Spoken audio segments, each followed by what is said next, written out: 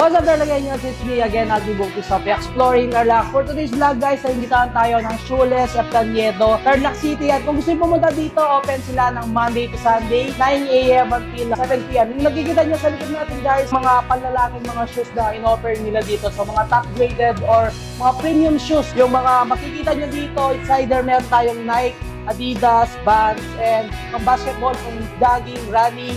Sa other side naman, makikita nyo dito yung mga shoes ng mga pang-girls yan. Kung naghahanap kayo ng mga skaters, Nike, Adidas, meron din sila dito. And syempre guys, yung nauso ngayon, yung tinatawag nilang GC Slide. Naghanap kayo ng mga affordable and quality mga slides, shoes, bag, t-shirt, dress, and mga Bangkok finds guys, pang-basketball na shorts and pang-top. Meron dito sa Shoeless Eftaniedo.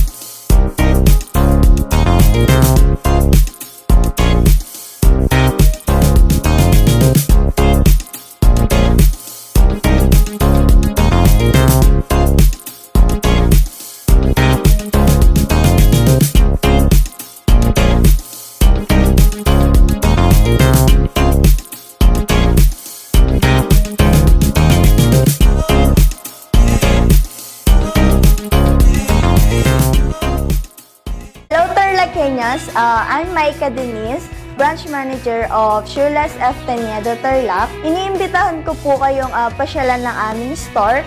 Marami po kayong makikita dito like women's top, men's t-shirt, shorts, mga Bangkok find, bags, cups, at meron din po tayong mga shoes.